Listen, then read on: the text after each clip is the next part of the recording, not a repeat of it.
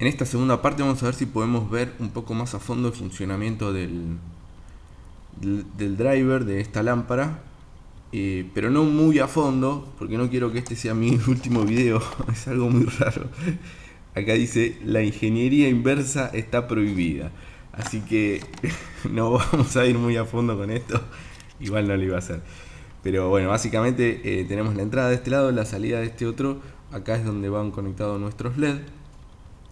Tenemos un filtro EMI, acá tenemos un PTC, acá abajo esto probablemente sea un fusible, este es un puente de diodos, bueno, un capacitor, a ver si vemos, de 0,1 me parece, esto está bien pegado y todo, bueno, sí, creo que es 0,1 microfaradios, por ahí se llega a ver. Esto probablemente sean dos bobinitas, estas verdes, otro capacitor, en este caso uno de poliéster, bueno, no sé. Tenemos el transformador, nuestros capacitores de salida y varios componentes SMD que están de todo este lado de la placa y también muchos más de este otro lado, donde tenemos el integrador principal de control, varios dioditos y esto probablemente el MOSFET que maneje toda la potencia. Lo que podemos decir a priori de estos drivers es que están perfectamente aislados, y esto es gracias al transformador, con lo cual es una lámpara muy segura de manipular, porque no tenemos conexión, no hay conexión alguna entre lo que alimenta los LED, que sería de acá en adelante, con la parte de alta tensión que estaría de este otro lado. Esto es muy importante en las lámparas caseras que hacemos nosotros. Esto lamentablemente no es así, por eso hay que tener mucho cuidado con estas lámparas, pero sí en esta lámpara LEDAR, así que es muy buena noticia, debería ser así. Fíjense hasta la separación que hay entre unas pistas y las otras, o sea, un arco voltaico de acá a acá tendría que ser de muy alta tensión para poder lograrlo. Calculo que de este otro lado también, si bien no se llega a ver a fondo por el pegamento, pero bueno, vean que la placa está hasta cortada, así que bueno, ese es un muy buen punto de esto, es una fuente aislada. Y respecto al transformador, lo que podemos ver, no sé si se ve, pero bueno, ahí indica que es de 100 a 240 volts, de salida aparentemente entre 285 y 315 mA, y puede entregar de 12 a 22 volts. Probablemente esté funcionando como generador de corriente constante, eso todavía no lo sé. Vamos a hacer las pruebas a ver si realmente es así como funciona. Bueno, lo que me llama poderosamente la atención que esta fuente no está funcionando con un capacitor a la entrada, o sea, tenemos nuestro puente de diodo, pero no estamos filtrando, con lo cual probablemente estemos trabajando con una senoidal rectificada que tiene, bueno, bastante ripple o rizado, como quieran decirle, pero eso es probablemente lo que hace que no requiere corrector de factor de potencia. Ahora lo que intento verificar es si realmente está funcionando como generador de corriente constante, que imagino que sí, es como lo digo muchas veces, la mejor forma de alimentar nuestros LED. Para eso lo que voy a hacer es probar con distintas cargas resistivas que no van a hacer lo mismo que los LED, pero nos van a dar una buena idea de cómo va variando la tensión y la corriente con distintas cargas. Si mal no recuerdo, el driver con los LED estaba entregando unos 19 volts y unos 315 miliamperes, me parece. Eso equivaldría a una resistencia de 60 ohms. Lo que yo tengo acá es una resistencia de 50, no sé si se ve, pero bueno, de 50, y tengo varias de 12 ohms. Entonces la idea es arrancar con una carga de 50 ohms y después llevarla a 62, 74, ¿no? 86, y ver cómo va variando la tensión y la corriente. Con este vamos a estar midiendo la corriente y con este otro la tensión. Si vemos que una gran variación eh, de corriente, evidentemente, y poca variación de tensión, evidentemente es una fuente de tensión constante, y al revés es una fuente de corriente constante, que es lo que creo mejor rendiría para los LED, como siempre digo. Así que voy a enchufar ahora, está en 50 ohms y tenemos claramente estos 309 miliamperes y 15 volts. Entonces está bajando la tensión de salida para poder mantener la corriente constante. Vamos a pasar a la próxima resistencia.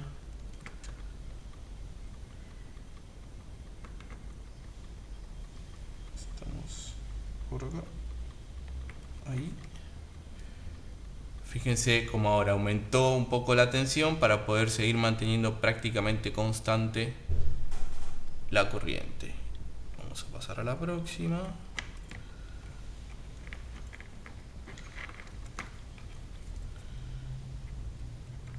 Y debería haber subido aún más la tensión.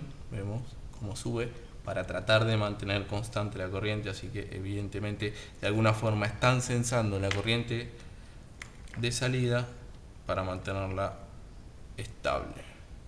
Fijen cómo lo llevamos a estos 25 volts, pero la corriente es prácticamente constante. Así todo, a ver,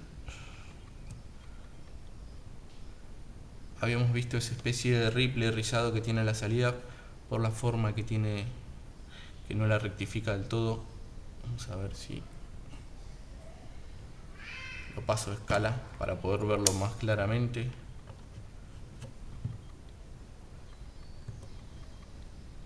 Ahí está.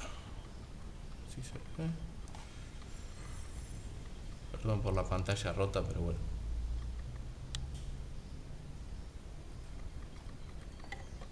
Pero podemos estar bien seguros que está funcionando como generador de corriente constante.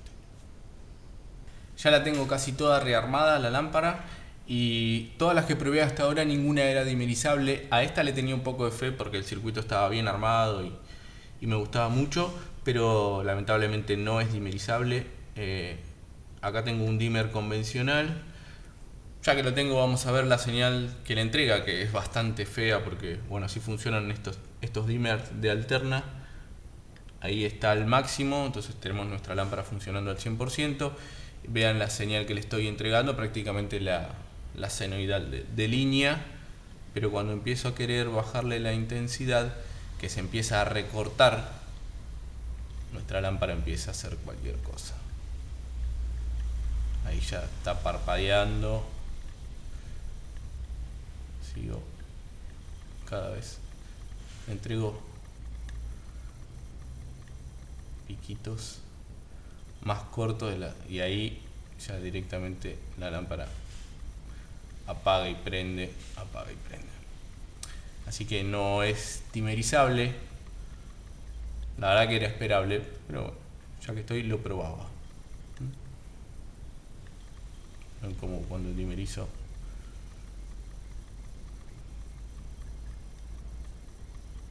Esta es la parte de mis videos donde me voy por las ramas, pero me parece una buena oportunidad, quizá a alguno le interese.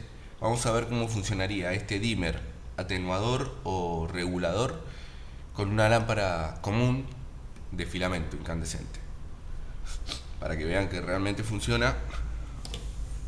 Y vamos a ver la señal que le entrega.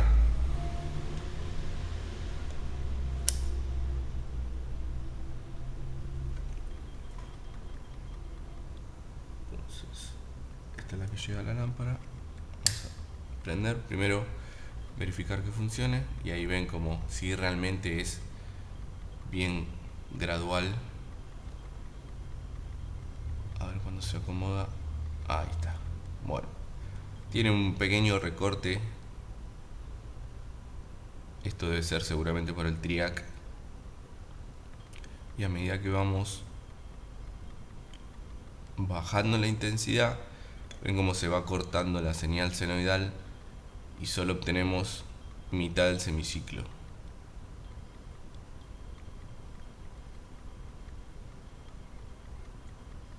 pero obviamente nada que ver la reacción con una de estas lámparas de filamento a la que obtuvimos con la lámpara LED. También cabe aclarar que ninguna de las bajos consumo, por lo menos las que yo conozco, estas ahorradoras que le dicen algunos, tampoco son compatibles con esta especie de dimmer.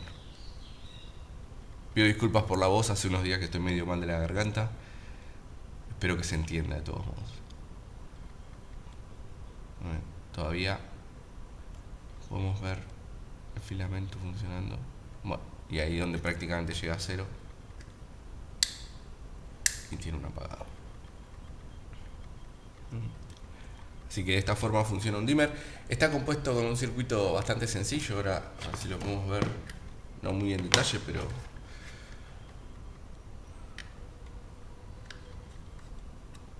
es bien fácil. De hecho, este es el que estaba utilizando yo en el living de mi casa.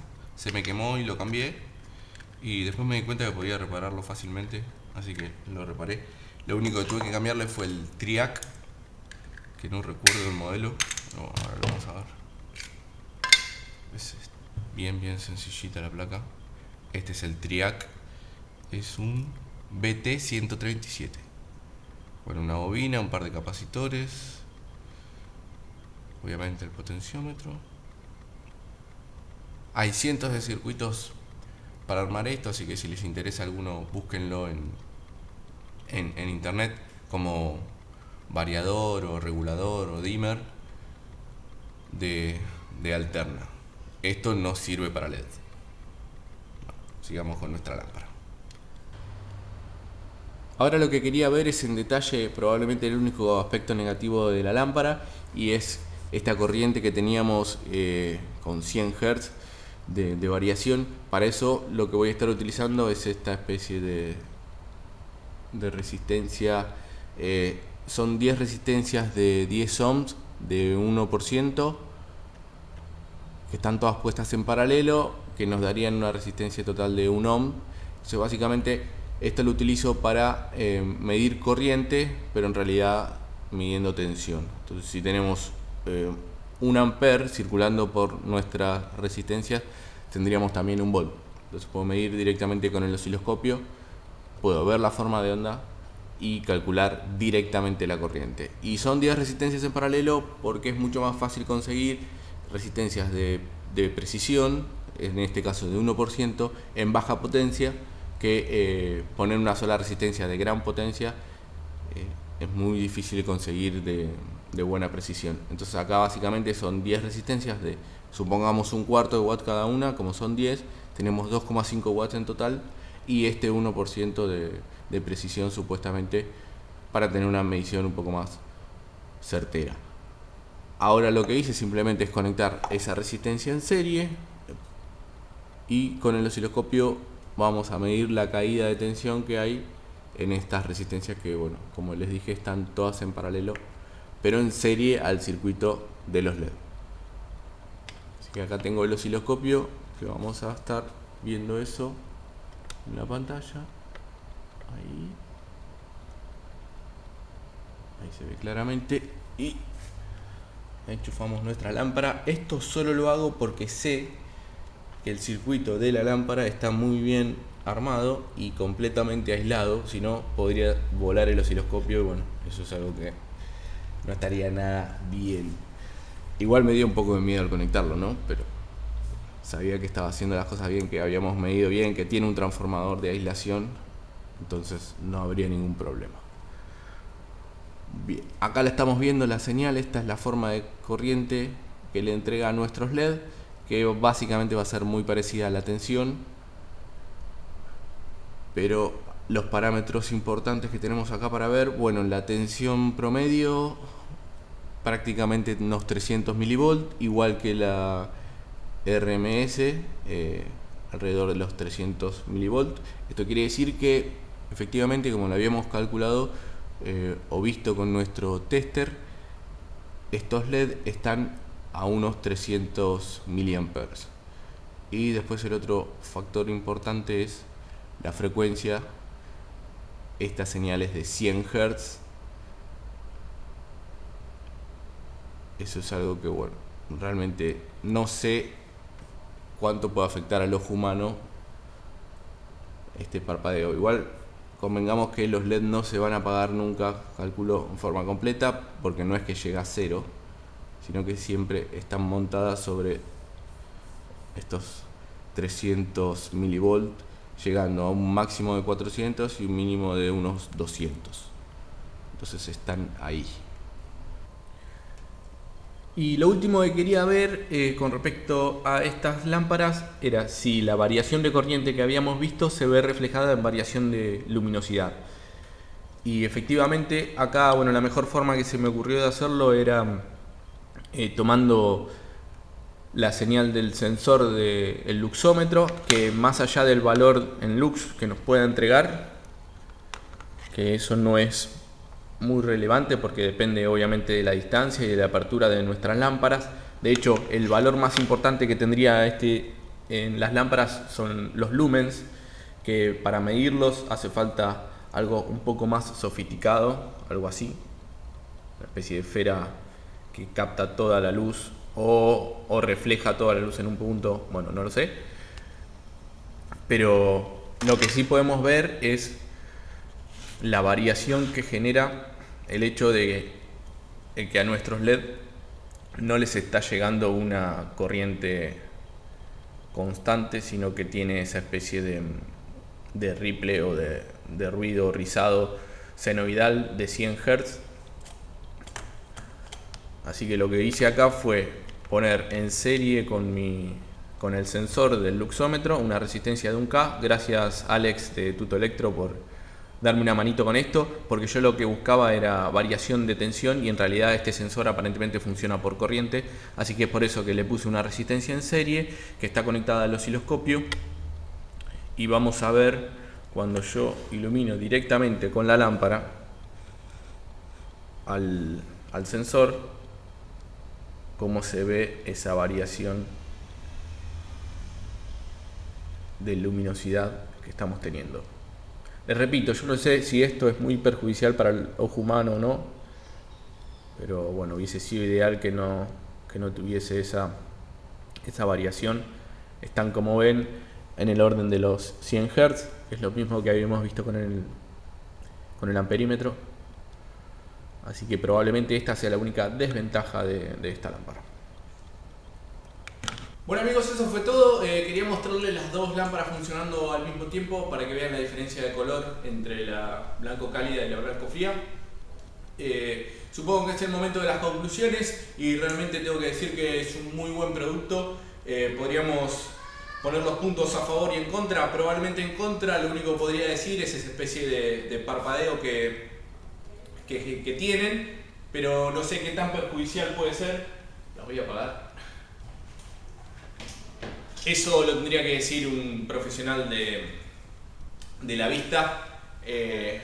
No sé, en mi trabajo tengo cientos de tubos con balastros o reactancias inductivas que también están generando esa especie de parpadeo y bueno, si bien no son recomendables para la lectura y pueden generar cansancio, nadie se queja, así que no creo que sea tan grave, no lo sé. Y después, quizá el otro punto negativo es que no son dimerizables, pero realmente hasta ahora nunca probé una que lo fuera, así que tampoco me parece tan grave. Y como positivo, lo que podemos decir, la construcción muy buena aislación, muy bueno el factor de potencia, eso es muy importante. ¿Qué más? Bueno, y como todas las lámparas LED en realidad, la durabilidad que deben tener y el hecho de, si las comparamos con las bajos consumos o ahorradores convencionales, no tienen mercurio. Eso también es muy bueno para el medio ambiente. Otra cosa muy a favor es el precio, ojalá se mantenga así, ojalá pronto se puedan fabricar acá en Argentina. Voy a intentar, si esto es así, de poder ver la planta donde fabrican, cuánta gente trabaja, eso voy a intentar hacerlo, así que estén atentos si les interesa. Voy a intentar hacer una recorrida si es que se puede por esa planta. Y bueno, eso fue todo muchachos, nos vemos en el próximo video, saludos.